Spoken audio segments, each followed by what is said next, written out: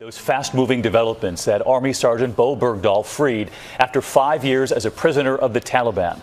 Tonight, instead of those images of him held captive, we now know he's at a U.S. military hospital in Germany, where we're told he's in good condition. His parents, who just 24 hours ago were being embraced by the president, tonight back home, where there have been hugs all weekend long, yellow balloons up everywhere, this sign reading Bowe freed.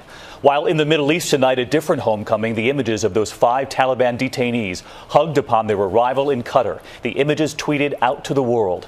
In a moment here, the backlash to their release right here at home. But first, those parents back in Idaho tonight, and we do have team coverage, beginning with ABC's Neil Karlinski in Boise tonight. Neil? David, good evening. It was a remarkable and emotional press conference. As you point out, the parents revealing they have not yet called their son, and they expect the entire process to take a very long time.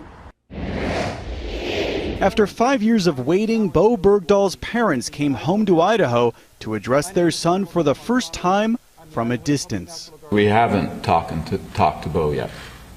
We haven't called him on the phone. Although you all know we have the capability to do that with satellite technology.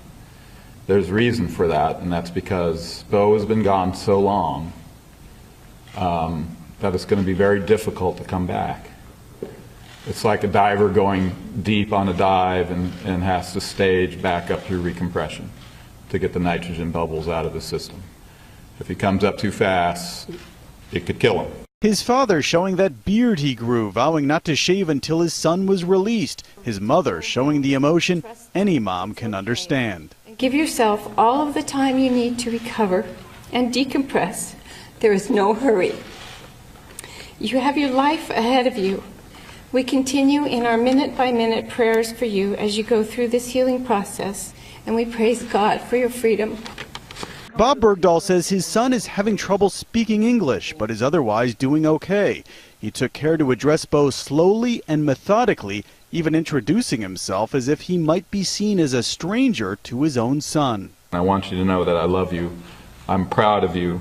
I'm so proud of your character. But most of all, I'm proud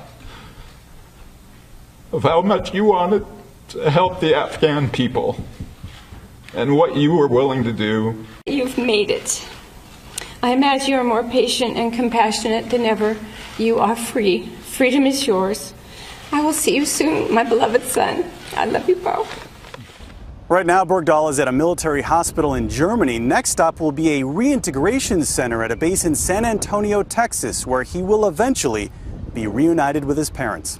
David? All right, Neil Karlinski leading us off in Idaho tonight. Neil, thank you. And this evening, we're learning more about the effort to get Bowe Bergdah, the drones, the helicopters, and nearly 24 members of the Taliban standing there as those special forces landed. ABC White House correspondent Jim Avila on that, and on the Obama administration very pleased with how this played out. Everyone is happy. It's a good day.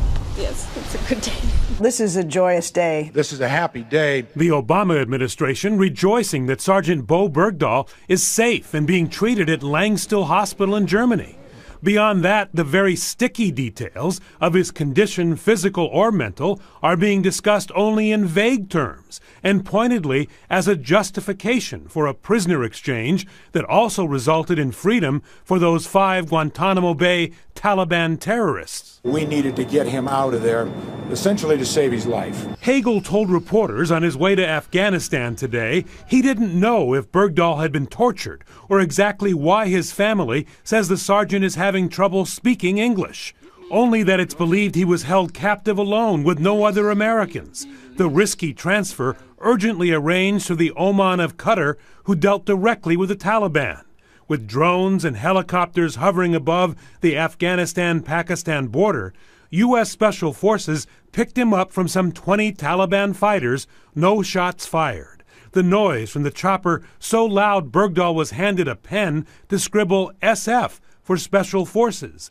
The soldiers yelling back, yes, adding, we've been looking for you for a long time. Bergdah then breaking down into tears. But the murky details of Sergeant Bergdah's original capture in 2009 were not divulged. A knowledgeable source telling ABC News he walked away from his post without his weapon. Secretary Hagel says that was not a factor in the decision to negotiate. He's a sergeant in the United States Army.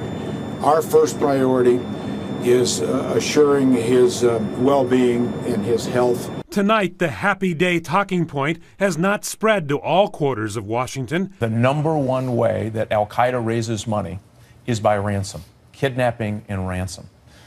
We have now set a price. But the line here at the White House is that he was not a hostage, he was a POW, and Americans don't leave their soldiers behind, even if they're held by the Taliban.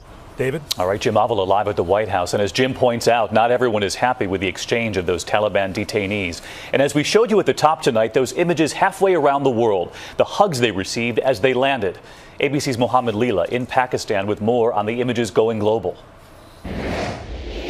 There are the photos creating shockwaves, the Taliban celebrating. Here, the man in the middle, the Taliban's deputy minister of intelligence, newly freed, smiling and later drinking tea. Another Taliban leader shaking hands with supporters. And this, the Taliban's former army chief embracing in a hug. The man no longer behind bars, although they won't be allowed to leave Qatar for at least a year. Their release even drew an incredibly rare letter from Taliban leader Mullah Omar, a man who hasn't been seen or heard from in nearly a decade, saying, "I extend my heartfelt congratulations to the entire Afghan Muslim nation for this big victory." The question now is, will these men go back to the battlefield?